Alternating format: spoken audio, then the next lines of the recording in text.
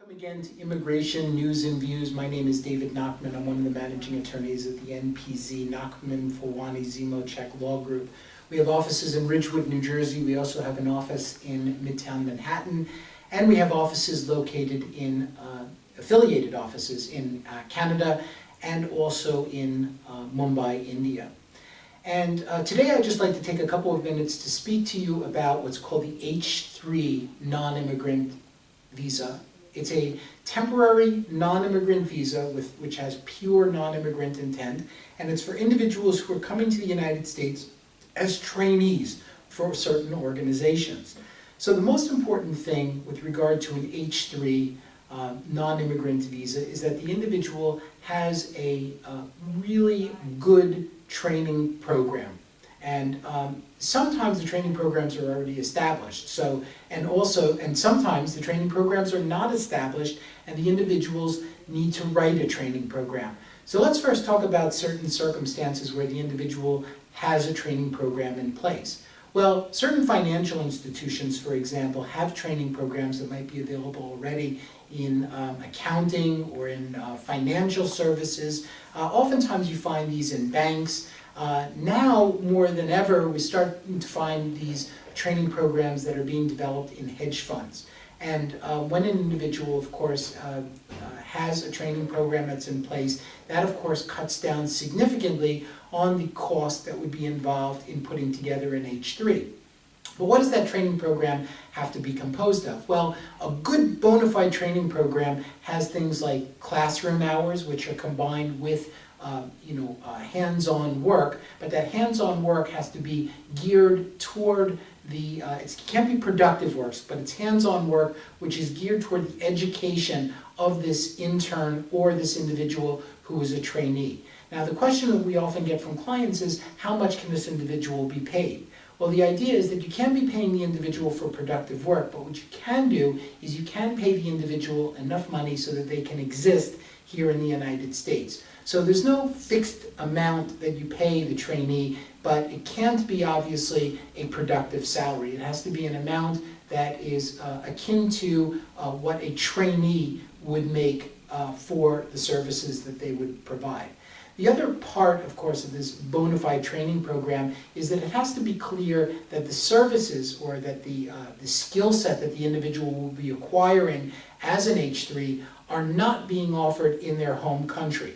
So the idea, of course, behind the H-3 is that the individual is coming in on a non-immigrant basis. So they, of course, want to be able to demonstrate that they have assets or they have a job or they have something to which they're going to be returning to back in their home country, and that the skill set that they're going to be getting in the United States is a skill set that is not available in the home country, and that they would be taking that skill set that they learned here in the United States back with them.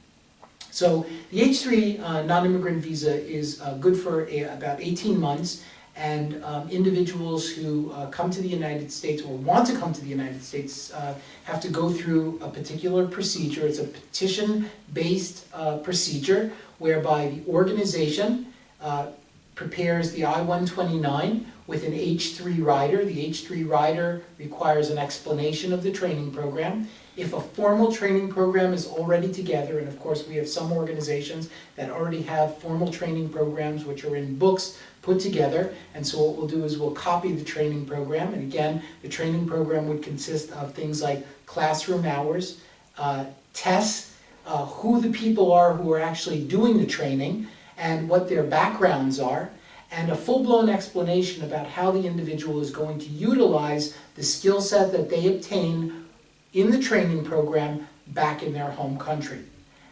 Then what happens is you submit that petition to the USCIS, the petition is adjudicated, the H-3 gets sent back to the U.S. consulate in the individual's home country, the beneficiary goes into the U.S. consulate, applies on a DS-160 form for entry into the United States as an H-3 non-immigrant. Again, when the individual is going to the U.S. consulate abroad, it's critical that they demonstrate their non-immigrant intent because it's a pure non-immigrant visa. So they need to show that they have assets at home, and they need to demonstrate that they're not going to be denied based upon 214B, that they have immigrant intent to the United States. Now that's one way to do it if the individual is outside the United States.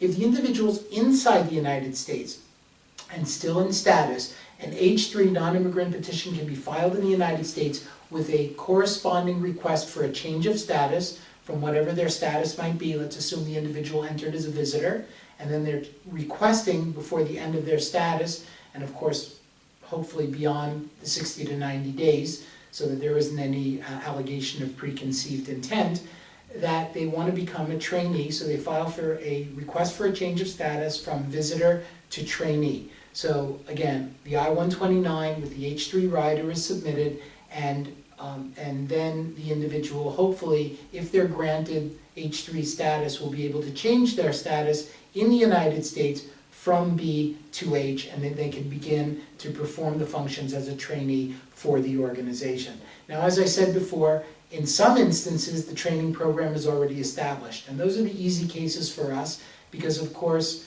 we have a track record, and we also have the ability to go and talk to other trainees who have previously gone through the program, and those trainees can give affidavits or some form of certification to explain that they've been through the training program and what the training program is all about. But in some instances, you have an organization where the training program is new. So what they have to do is they have to write these training programs. So the training program can either be written in-house, or there are many organizations here in the United States that actually have the ability to write a training program for a corporate organization. The problem, unfortunately, with that is that those tend to be quite expensive. However, if it's an organization which plans to have many transferees who are trainees in the organization, then you have to consider spreading that cost across all the trainees that you're going to be getting. So then you look at that cost as being spread out over the number of people who you're going to have as trainees in the future. If you or any member of your human resources staff have any questions about how you can utilize the H-3 non-immigrant trainee visa, please feel free to give us a call. In another video in the future, I'll discuss J-1 trainees, which is a different type of training program, which is administered by umbrella organizations within the U.S. Department of State. This H-3 non-immigrant visa is administered by the USCIS. Thanks very much for tuning in today, and we look forward to seeing you soon. Thank you.